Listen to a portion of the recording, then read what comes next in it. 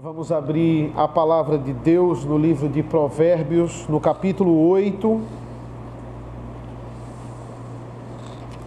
Provérbios, capítulo 8, a partir do versículo 12. Agora, nessa primeira leitura, eu vou ler do 12 ao 21. E hoje nós vamos do 12 ao 31. Provérbios 8, a partir do versículo 12.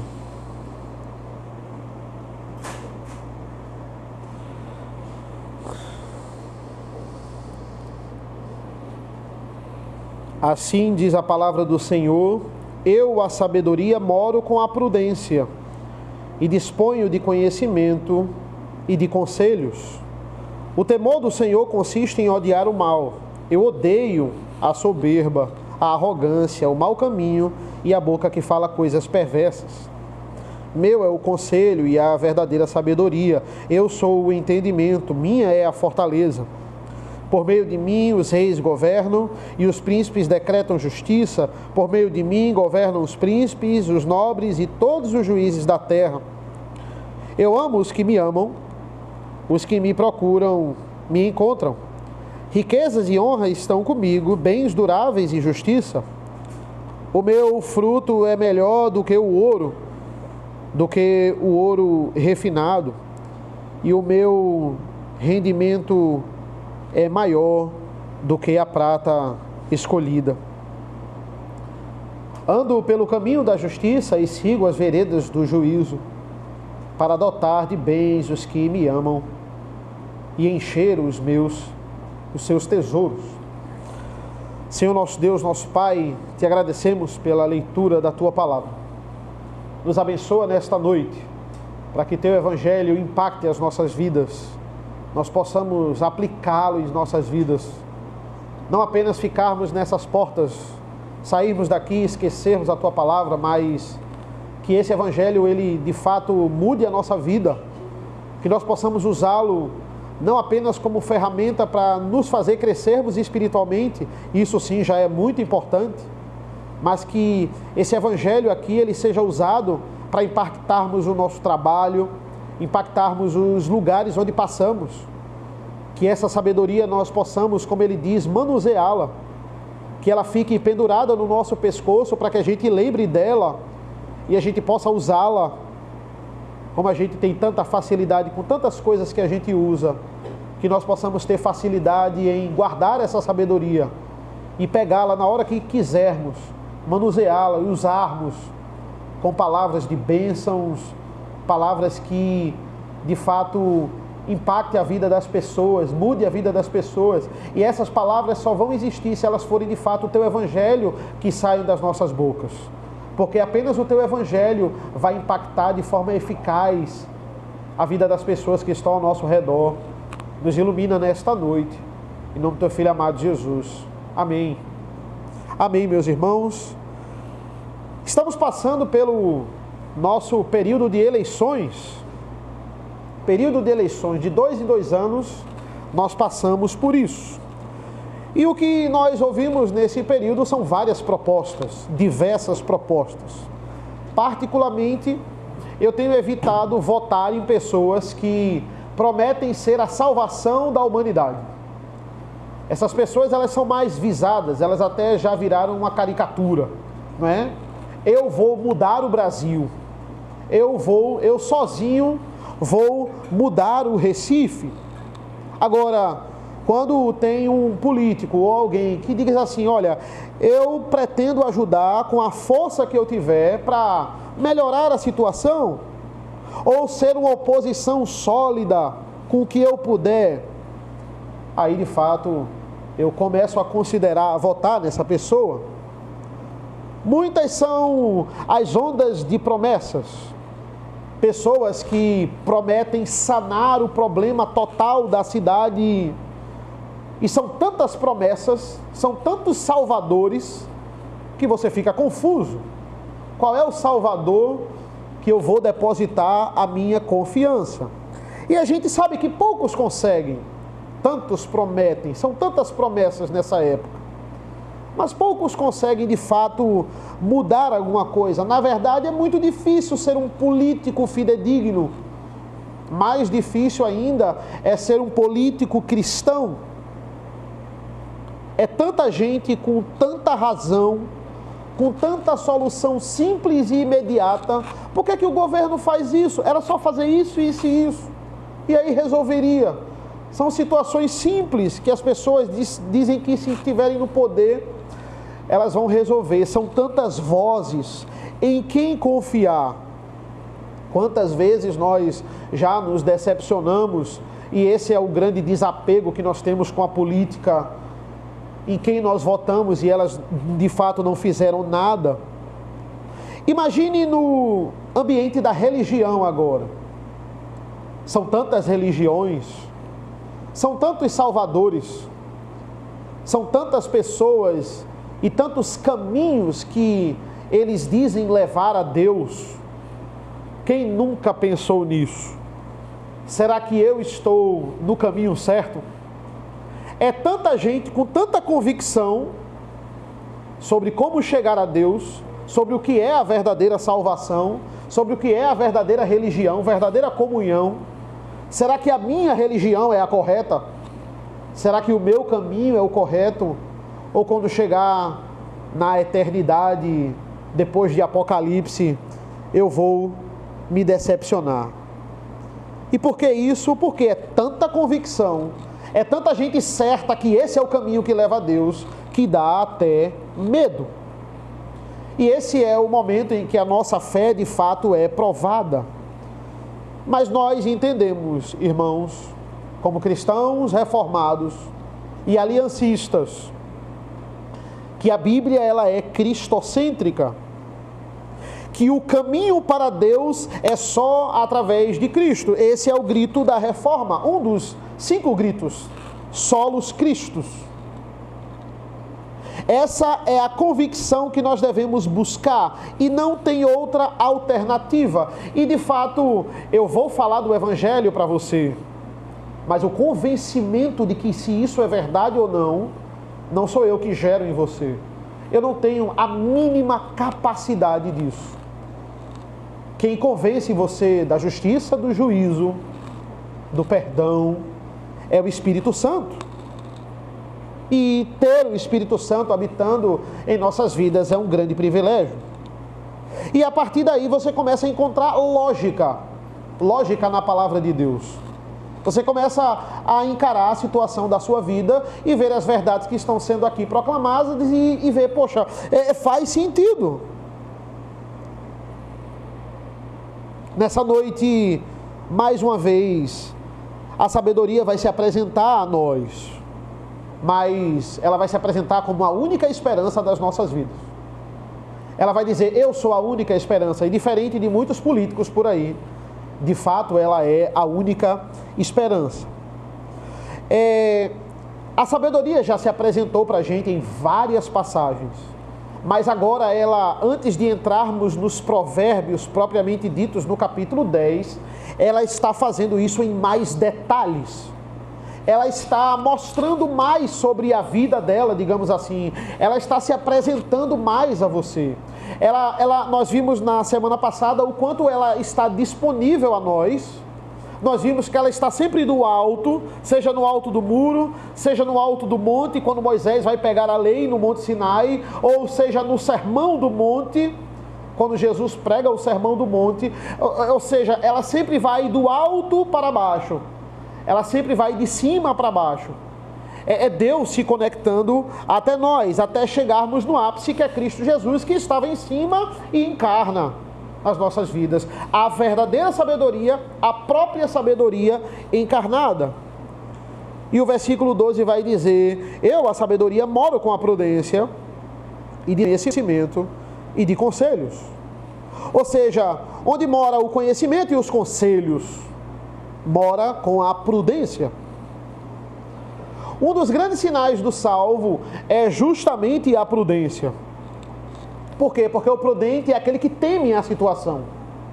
Ele teme a tal modo que ele se previne, ele pensa, olha, Talvez aconteça isso, então eu vou fazer isso. Talvez aconteça aquilo, então eu vou... Essa é uma das características do salvo. Por isso que a salvação, ela repousa de fato no temor do Senhor. Versículo 13. O temor do Senhor consiste em odiar o mal. Eu odeio a soberba, a arrogância, o mau caminho e a boca que fala coisas perversas. O temor do Senhor é o princípio da sabedoria. Quantas pessoas elas afirmam isso da boca para fora? Você teme ao Senhor? Eu temo ao Senhor, respeito ao Senhor. Deus é maravilhoso. Essas pessoas nem frequentam a igreja. Essas pessoas nem são crentes. Essas pessoas nem são salvas. Mas elas descaradamente dizem que temem ao Senhor. Mas o que é temer ao Senhor? Ele vai nos responder. Temer ao Senhor é odiar o mal. Tiago 4 é categórico com isso. Tiago 4, versículo 4. Gente infiel, vocês não sabem que a amizade do mundo é inimizade contra Deus? Aquele, pois, que quiser ser inimigo do mundo, se torna inimigo de Deus. Gente que quer ser cristão, mas não abre mão dos seus pecados. Quer ser cristão, mas diz assim, não, eu sou cristão, mas eu tenho um pecado que eu não posso deixar de ter. Não posso deixar de praticar. Esse aqui eu não posso abrir mão. Esse aqui eu vou ter que negociar com Deus, mas não dá para eu deixar de ser. Olha, eu sou cristão, mas eu sou uma pessoa muito estourada. Isso aí eu herdei dos meus pais, não vou deixar de ser estourado. Não vou negociar isso. Coisas que você não quer negociar, mas Deus sabe cada um desses pecados que a gente tenta esconder. Não tem como a gente manter um bom relacionamento com Deus. É isso que Tiago está dizendo. Não tem como você querer ser amigo de Deus e amigo do mundo. Ou você é amigo de um e inimigo do outro, ou amigo do outro e inimigo de um. Não tem como. Você não tem como estabelecer relacionamento de paz com o inimigo de Deus. Quão radical é Tiago, irmãos? Sem meio termo. E por que Tiago corrobora com Salomão aqui? Porque Salomão está nos dizendo, quem teme a Deus odeia o pecado. Quem teme a Deus odeia o mundo.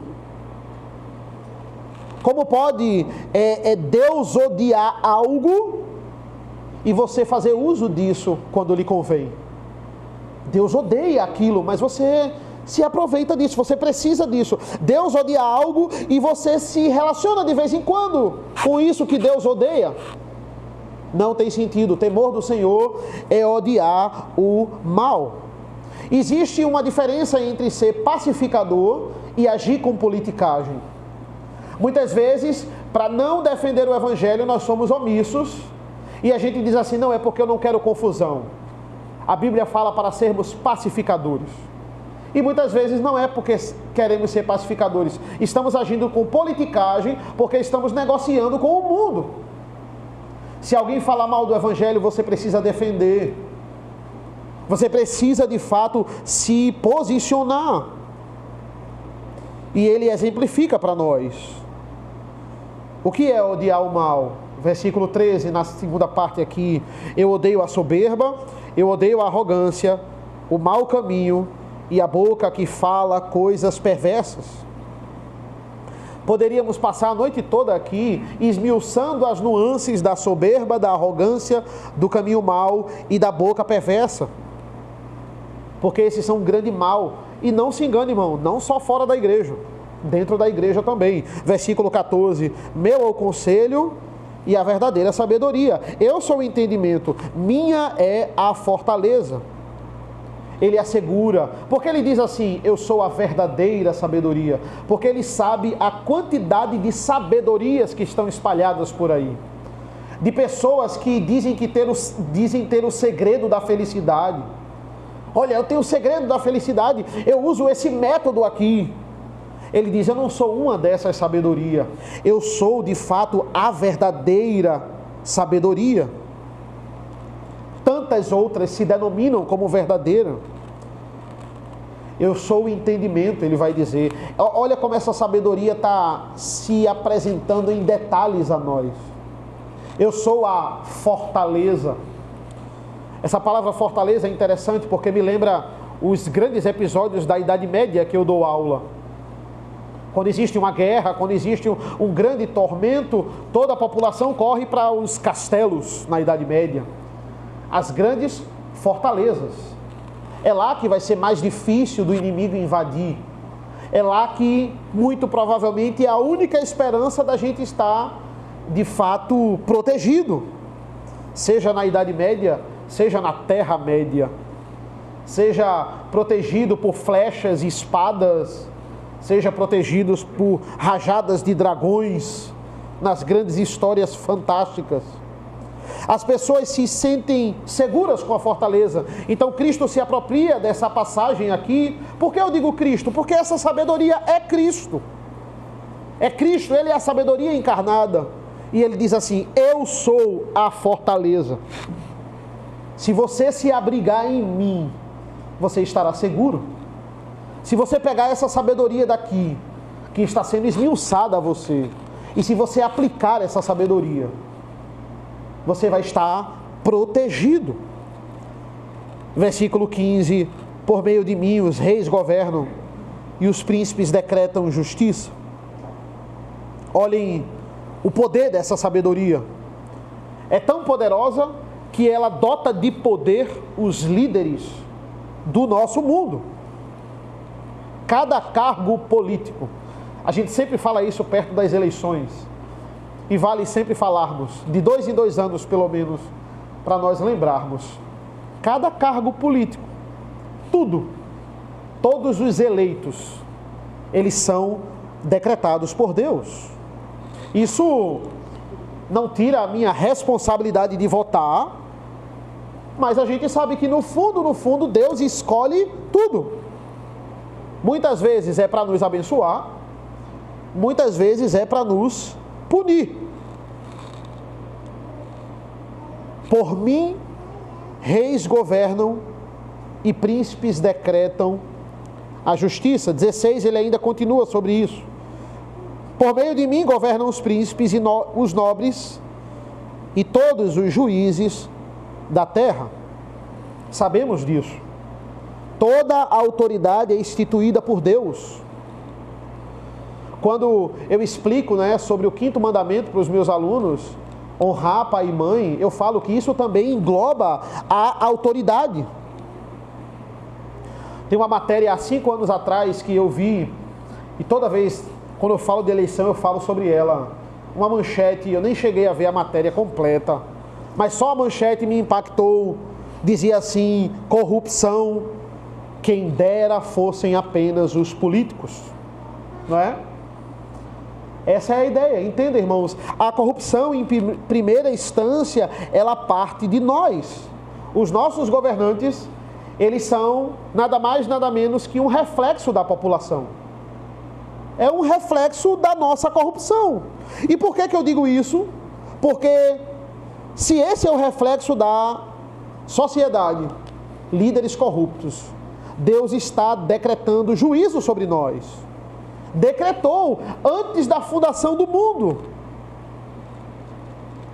Por isso que temos esses representantes corruptos que muitas vezes nos governam. Entenda, a corrupção parte de nós e infelizmente, eu digo isso com um pesar no coração, mas infelizmente até parte da igreja, parte dos crentes. Quando eu vejo crentes sonegarem a sua renda, sonegaram a sua renda na época do auxílio emergencial. Quantos no nosso meio, infelizmente, fizeram isso, mesmo tendo posses, mesmo tendo condição, e passando ali, burlando o sistema, conseguiram e foram aprovados e receberam R$600 no auxílio emergencial, esse prato de lentilhas que eles negociaram. Quantos se dizem crentes, vão para a igreja e recebem Bolsa Família, mesmo com renda suficiente para não receber. A corrupção, irmãos, parte de nós. aqueles que têm filhas e filhos, não para criá-los no temor do Senhor, longe disso. Aqueles que têm filhos e filhas para formar uma empresa e fazer esses filhos e filhas trabalharem para eles. Quantas imagens dessas a gente já viu no sinal de trânsito? A gente vê ali, propositalmente, porque aquele filho é mais um Bolsa Família, é mais uma renda. Que vergonha! Não é para cuidar dos filhos, é para os filhos cuidarem deles. Uma cidade que, ao invés de investir em educação, em saúde, em alimentação, tem até investe, porque é tanto dinheiro que investe. Mas investe pouco. Investe quase nada. Sabe o que é que investe? Sabe o que é que ela junta dinheiro? Carnaval. Atrações de carnaval, parques e mais parques, pão e circo.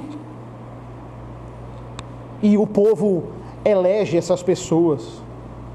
Essas pessoas é o que essa cidade merece. É uma cidade alimentada por corruptos. Essa grande mãe que fica alimentando os corruptos é a população. O Senhor, com todo o poder, com toda a soberania, decreta juízo sobre nós, ao mesmo tempo que protege a sua igreja, que cuida da sua igreja, porque Ele é misericordioso. Ele está dizendo: corra para a fortaleza, porque essa cidade, ela habita no caos. Essa cidade é a cidade do carnaval. Ela investe nisso. Ela investe no pão e circo. Corra para mim, corra para a verdadeira sabedoria, se refugie na fortaleza. Nós nos comparamos a outras nações, nações europeias e nações norte-americanas, que é até engraçado, mas ser pobre lá é a mesma coisa que ser rico aqui. Por isso que muitas pessoas tentam a sorte lá. Mas por que eles são assim? Por que eles são tão desenvolvidos? Não se engane, irmãos, porque no passado, líderes crentes, líderes cristãos, colonizaram a América do Norte. Foi colonizada pelos puritanos. Um grande ápice ali na Europa, na Reforma Protestante, faz eles desfrutarem de uma boa situação econômica hoje em dia, de uma boa situação política. Mas não se engane, isso vai mudar. Pelo menos na Europa vai mudar. Por quê? Porque eles estão deixando o islamismo adentrar. E eles já estão pagando por isso. Mas a nossa nação, irmãos, que numa pandemia não cancela carnaval, que Lava Jato, nada contra Lava Jato, você lavar seu carro, sua moto, sua bicicleta, mas Lava Jato é considerado serviço essencial e a igreja não, fica mais um pouco fechada. Essa é a consciência dos nossos líderes. Eles pensam que eu esqueci, eles pensam que a gente esquece, mas nós não devemos esquecer disso. O que esperar de um Deus que é justo sobre essa cidade, sobre esse estado? Que Deus tenha misericórdia de nós. Por quê? Porque a Bíblia é a prova viva. Mesmo em meio a um cativeiro, o Senhor protegeu a sua igreja. O Senhor protege os de Israel, que são de fato israelitas. Essa também deve ser a nossa esperança. Versículo 17: eu amo os que me amam, os que me procuram, me encontram. Deus ama os que o amam. Esse é o refrão. Ele é quem odeia o pecado. Ele ama os que o temem. Os que procuram o Senhor irão achá-lo. A sabedoria, a gente viu no sermão passado e em vários outros sermões aqui sobre provérbios, ela está disponível a todos. A Bíblia fala: buscai ao Senhor enquanto se pode achar. Versículo 18: riquezas e honras estão comigo, bens duráveis e justiça. Ele está falando de riqueza, mas essa riqueza não é a riqueza terrena. E ele corrobora isso já no 19, ele vai dizer, o meu fruto é melhor do que o ouro. Ele está dizendo, eu não estou falando de ouro, eu não estou falando de diamante, eu não estou falando de bens dessa terra. Eu estou falando de um tesouro que a traça não corrói, do que o ouro refinado, e o meu rendimento é maior do que a prata escolhida. Os meus bens, eles são duráveis. Toda vez que nós citamos, não é, Apocalipse 21, Apocalipse 21 fala da Nova Jerusalém, e lá fala que iremos andar em ruas de ouro, na Nova Jerusalém, e muitas pessoas atribuem isso a dinheiro, como se no céu você vai ser rico e o ouro vai ter algum valor econômico no céu, como se o céu fosse uma mina de dinheiro. Mas esses não são os bens duráveis que nós iremos encontrar no céu. No céu o centro é Cristo. Cristo vai suprir todas as nossas necessidades. Quando você pensa na palavra céu, o que é que você pensa? Banquetes, ruas de ouro, encontrar fulano, cicrano, que nunca mais isso também vai acontecer, isso vai ser uma bênção, mas entenda, o foco do céu é Cristo. Cristo é o centro do céu, tudo no céu é a respeito de Cristo. Nós vamos nos encontrar com o nosso Salvador, esse deve ser o nosso maior desejo, o centro das nossas vidas. Tem gente que diz assim, eu não acredito em céu, eu não acredito em Cristo. Mas se existe céu, é para lá que eu vou, porque eu sou uma pessoa boa. O que é que você vai fazer no céu, se você não gosta de Jesus? Lá é tudo sobre Ele. O que é que as pessoas que não gostam de estar em comunhão na igreja, de falar das coisas de Cristo, de prosseguir em conhecer a Cristo, o que é que elas vão fazer no céu? Se Cristo é o centro do céu, não tem nenhum sentido. Versículos 20 e 21, para terminarmos essa primeira parte. Ando pelo caminho da justiça e sigo as veredas do juízo, para dotar os bens os que me amam e encher os seus tesouros. No versículo 12 ele disse assim, eu a sabedoria moro com a prudência. E agora ele diz, eu ando pelo caminho da justiça. Caminho da justiça é aquele que abnega a sua justiça própria, leis próprias, e entende, quem governa a minha vida é o Senhor, quem governa é Deus, é a lei de Deus, não é a minha lei. Olha, eu tenho uma lei própria que eu não deixo de descumprir. Todo primeiro domingo do mês eu vou para a praia, é uma tradição que a gente tem na família. Não. Para você servir a Cristo, você tem que acabar com essa tradição. Essa tradição não agrada a Deus. Ah não, mas a gente desde que nasceu... Não, você para com isso. E você segue a lei de Deus. Não é? É assim que acontece.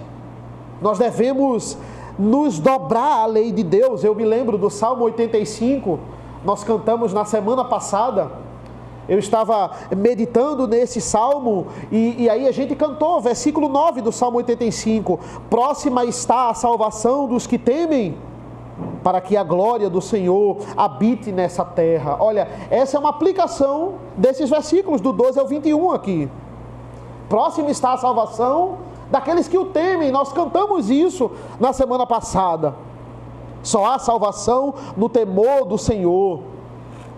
Só há salvação naqueles que amam o Senhor e não as coisas do mundo, e não negociam com as coisas do mundo e dizem amar o Senhor. Versículo 17, a gente já leu, mas eu vou ler novamente. Eu amo os que me amam, os que me procuram me encontram. Na encarnação de Cristo acontece o que cantamos na semana passada, versículo 10 do Salmo 85, nós cantamos, a graça e a verdade se encontraram, e a justiça e a paz se beijaram. Quando foi, irmãos, que a graça e a verdade se encontraram? Quando foi que a justiça, quando foi que a justiça e a paz se beijaram? Na cruz do Calvário. Essa completa conciliação aconteceu nisso aí. O Senhor é justo, Ele ama a justiça, e assim como Ele, irmãos, nós devemos buscar ser justo. Na verdade, meus irmãos, eu venho sempre dizendo isso nos sermões, e é importante nós entendermos, e falei isso no começo. Cristo é essa sabedoria encarnada, e isso fica muito claro, explícito, dos versículos 22 ao 31. Por quê, irmãos? Porque a gente não pode, de forma nenhuma, usar provérbios apenas para uma conduta moral. Provérbios, você tem que ser obediente ao seu pai. Então, filhos, sejam obedientes aos pais de vocês. Para quê? Para que vocês sejam bons profissionais. Para que vocês sejam pessoas moralmente boas pela sociedade, na sociedade, em forma conjugal. Não. Isso aqui vai além do ambiente terreno. Isso aqui é o próprio Evangelho. E é interessante porque agora, explicitamente, versículos 22 a 31, que é onde vamos até esses versículos nessa noite. Cristo aqui, ele se apresenta como a sabedoria. E é interessante porque é como se a sabedoria estivesse sendo entrevistada por nós. É como se a gente estivesse fazendo uma entrevista com essa sabedoria e querendo saber mais detalhes dela. E ela, de todo bom grado, ela vai falar da sua origem. Olha, de onde eu vim, não é? Onde eu estava. Em primeiro lugar, ela vai falar da sua origem, e na verdade ela vai dizer que não tem origem. Versículos 22 e 23. O Senhor me possuía no início da sua obra, antes das suas obras mais antigas. Fui estabelecido desde a eternidade, desde o princípio, antes do começo da terra. Esses versículos me lembram o Salmo 90, por isso que eu coloquei ele na liturgia, que vocês cantaram de manhã e a gente vai cantar logo mais. Salmo 90, versículo 2. Antes que os montes nascessem, e tu formasses a terra, e o mundo de eternidade a eternidade, tu és Deus. Nós vamos cantar daqui a pouco essas belas palavras como hino de resposta. Essa é a origem da sabedoria. Não tem origem, porque Jesus não tem origem. É muito interessante isso, irmãos. O segundo Adão veio antes do primeiro. O segundo Adão, na verdade, sempre existiu. Muito antes, não tem origem comparado ao primeiro. O primeiro Adão foi criado da terra. O próprio Cristo, em João 3,31, ele vai falar acerca disso. Ele vai dizer assim, João 3,31, quem vem das alturas certamente está acima de todos. Quem vem da terra é terreno e fala da terra. Quem vem do céu está acima de todos. Eu sou o segundo Adão, que veio muito antes do primeiro Adão. Na verdade, eu não tenho origem. Quem está nos céus está acima de todos, acima do sol. Ele veio do alto, a sabedoria perfeita, como vimos na semana passada. A partir do versículo 24, ele vai se apresentar. Eu estava na criação.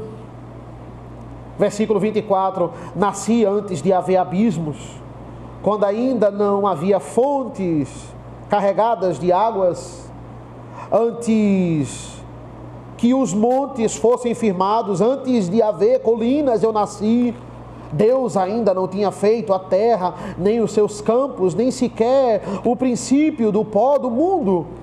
Eu estava lá quando ele preparava os céus, quando traçava o horizonte sobre a face do abismo. Estava lá quando ele firmava as nuvens de cima, quando estabelecia as fontes do abismo, quando fixava o mar aos seus limites, para que as águas não transgredissem a sua ordem, quando ele compunha os fundamentos da terra.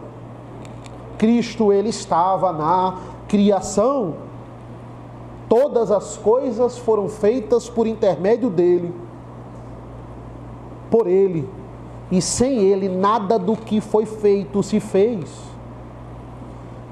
No versículo 29 nós temos a completa autoridade de Cristo. É interessante quando você se dirige a uma certa autoridade, você escolhe as palavras. Você vai falar com um juiz no tribunal, você não vai falar qualquer coisa, você não vai se dirigir a ele como você se dirige a um amigo. Você vai falar com um coronel no exército, você vai falar sobre uma tese de doutorado com a pessoa que escreveu a tese. Você fica calmo, você teme e você escolhe as palavras. Imagina estar diante de Cristo, imagina estar diante do Filho de Deus. Irmãos, o versículo 29 diz que as águas o obedecem. Não é só os seres humanos, as águas obedecem o que ele diz, o que ele manda. Tamanha é a autoridade dessa sabedoria. E o versículo 30 e 31 são fantásticos, irmãos. 30, eu estava com ele e era o seu arquiteto. Dia após dia eu era a sua alegria, divertindo-me em todo o tempo na sua presença. Ou seja, é o pai tendo prazer no filho e o filho tendo prazer no pai. Essa palavra aqui no versículo 30, diversão, né, divertindo-me, é melhor traduzida por prazer. Eu tinha prazer no pai e o pai tinha prazer em mim. Esse é o meu filho amado, em quem eu tenho prazer, em quem eu me comprazo. O pai é a alegria do filho e o filho é a alegria do pai. O que a gente está vendo aqui, irmãos, em Provérbios, é um vislumbre. É interessante, muito interessante esses dois versículos, 30 e 31. É um vislumbre do relacionamento do pai com o filho. Eu era a alegria dele, ele era a minha alegria e ele é a minha alegria. Quando a gente é pai, a gente desfruta um pouco desse amor, irmãos. O amor de pai, o amor de mãe. A gente se entrega ao nosso filho. A gente não pensa duas vezes. Qualquer situação, se eu tivesse que escolher entre a minha vida e a vida da minha filha, quão fácil a gente diz: a vida da minha filha, a vida do meu filho. A gente nunca teve tanta facilidade de se entregar para alguma pessoa como para o filho, como para a filha. A gente fica abismado quando a gente vê casos em jornais, em televisão, internet, de pais que abandonaram os filhos, que entregou, que acharam a menina no lixo, que achou a menina na rua, porque pais abandonaram os filhos. A gente fica chocado. Entenda, irmãos, quão profundo é esse amor. Você que sente esse amor tão profundo pelos seus filhos, tão precioso, muitas vezes a gente pensa, é um amor tão imensurável, às vezes chega até a doer. A gente sente isso e a gente é pecador. Entenda isso. A gente é capaz de sentir esse amor que é dado por Deus. A gente sente na pele e a gente é pecador. Quando acontece uma coisa com o nosso filho, acontece com a gente. A gente sente a dor e a gente é capaz de sentir isso sendo pecador. Imagina o amor de Deus para com Jesus. Imagina o amor do Pai para com o Filho.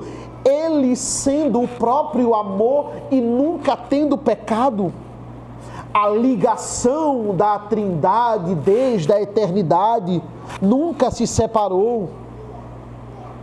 Se a gente não consegue mensurar o amor que a gente tem pelos nossos filhos, imagina o amor do pai para com o filho. Agora junte todas essas informações e imagine um pai abandonar um filho morto na cruz do Calvário, romper esse relacionamento eterno, porque o filho estava nos representando e carregando todo o pecado na cruz do Calvário. Maldito de Deus em nosso lugar. O Pai entrega o seu Filho para a morte, para nos salvar. Do mesmo jeito que nós não mensuramos o amor de Deus para com Cristo, não mensuramos o amor da Trindade para com os salvos em Cristo Jesus. Que grande amor! Eu falei no começo, será que a nossa religião é a correta? A Bíblia, Provérbios, junto com todos os livros, nos apresenta Cristo. Está gritando nos nossos ouvidos, você só chega para Deus por meio de Cristo. Esse é o único caminho. E apenas o Espírito Santo vai confirmar isso nas nossas mentes e corações, irmãos. Ou seja, você é amado por Deus nesse nível absurdo, tão profundo, que jamais vamos entender nesse mundo. Por que ainda não desfrutamos da alegria da salvação? Por que a gente muitas vezes ainda duvida da salvação? Por que ainda achamos que o Senhor não vai nos sustentar? Ele nos sustentou em agosto. Por que a gente tem dúvida que Ele vai nos sustentar em setembro? Porque a gente ainda fica com essa dúvida. Precisamos exercitar a nossa fé. O Evangelho é a resposta para tudo. Essa verdadeira sabedoria é a resposta para tudo. E nós devemos obedecer. Nós devemos nos amar como o Pai ama o seu Filho. E entenda, como eu disse, isso não pode ficar apenas numa esfera moral. Veja, por que eu devo amar minha esposa? Por que eu devo amar minha filha? Por que eu devo amar os irmãos? A resposta é o Evangelho. Provérbios não é um conjunto de condutas morais onde você deve se comportar perante a sociedade. Não. Eu devo amar a minha filha, porque o pai ama o filho, e o filho ama o pai. E o pai nos ama como filhos, a ponto de entregar o seu primogênito à morte, e morte de cruz. Eu devo amar a minha filha por causa do Evangelho.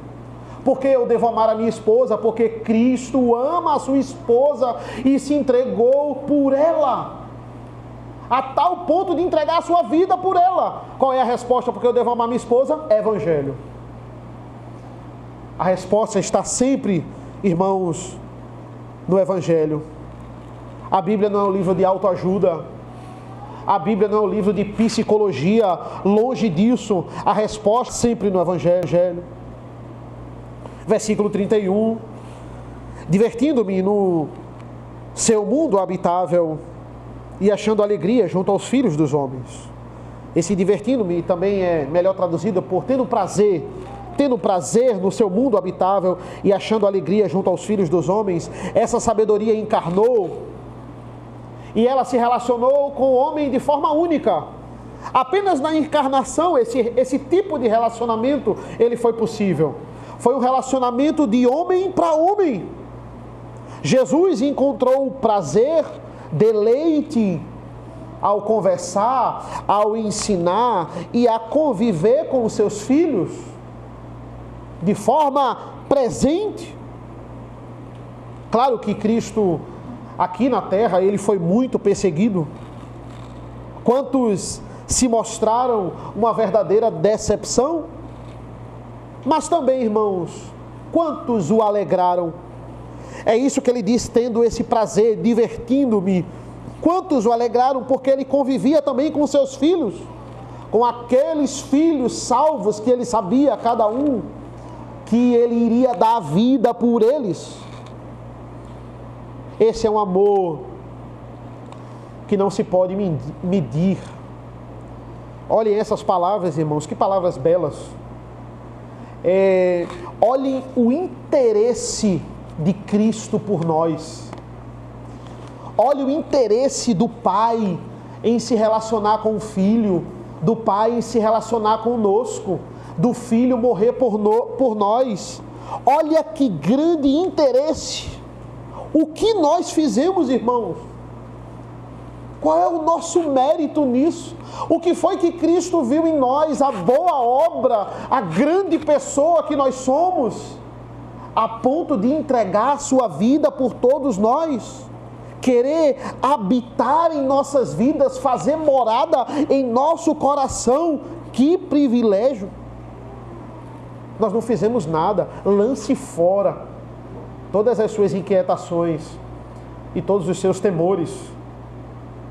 Nós cantamos, e eu termino com essa palavra: amavas-me, Senhor, também quando imolado por mim sofreu na cruz o meigo Salvador, o Santo de Israel, o teu Cordeiro amado, levando sobre si a culpa do pecado. Meu Deus, que amor! Meu Deus, que antigo amor! Amém, meus irmãos? Vamos orar. Senhor, nosso Deus, nosso Pai, nós te agradecemos pela leitura da Tua Palavra, nós te agradecemos pelo Teu Evangelho. Obrigado pelo privilégio de desfrutarmos dessa palavra tão rica, dessa palavra tão profunda. Cristo presente em Provérbios, Cristo se revelando no Antigo Testamento de forma explícita, aqui como a sabedoria encarnada. Obrigado porque nós entendemos que a Tua palavra é cristocêntrica, que o Senhor Jesus é o meio pelo qual nós podemos nos relacionar com o Pai, nos achegar ao Pai, obter o perdão do Pai. Obrigado pelo Teu sacrifício. Obrigado porque daqui a pouco iremos desfrutar da ceia do Senhor, o que também lembra desse sacrifício precioso. Nos abençoa nesta noite, em nome do Teu Filho amado Jesus. Amém. Amém, meus irmãos. Vamos ficar de pé. Como hino de resposta, vamos louvar ao Senhor. Salmo 90.